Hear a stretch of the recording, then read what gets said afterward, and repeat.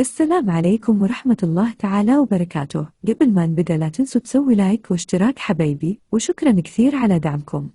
يبدو أن الجزائري حفيظ الدراج المعلق على قنوات بين سبورة الرياضية أصبح مهووسا لدرجة تلقيف خرائط هواة الفوتوشوب الجزائريين على مواقع التواصل الاجتماعي، ونسبها إلى مصادر تاريخية في محاولة لتبرير منطقة جغرافية ممتدة للجزائر. وتغاب المعلق الجزائري حفيظ الدراج هذه المرة بعد أن نشر على حسابه الرسمي خريطة تم إنشائها بواسطة مخيلة أحد الهواة الجزائريين بالفوتوشوب، وادعى أنها وثيقة فرنسية من عام 1805 بحيث تظهر أجزاء من الأرض المغربية في المنطقة الجغرافية للجزائر المجاورة للمنطقة الشرقية، الأمر الذي دحضت مصادر تاريخية تأكد أن المغرب فرض حكمه على أجزاء كبيرة من الأراضي التي أصبحت الآن جزءا من الأراضي الجزائرية، بما في ذلك مناطق في غرب الجزائر والصحراء الشرقية. وانتقد ناشطون على مواقع التواصل الاجتماعي المعلق الجزائري حفيظ الدراجي، ومن بينهم مغني الراب توفيق حاسب والمعروف بلدوني بياغ، وكذلك مغني الراب علي صامد المعروف بوطنيته، وكذلك الفكاهي أسامة رمز الذي رد بدوره بطريقة فكاهية، وغيرهم الكثير ردوا عليه. ولا تنسوا الاشتراك من فضلكم وشكرا كثير.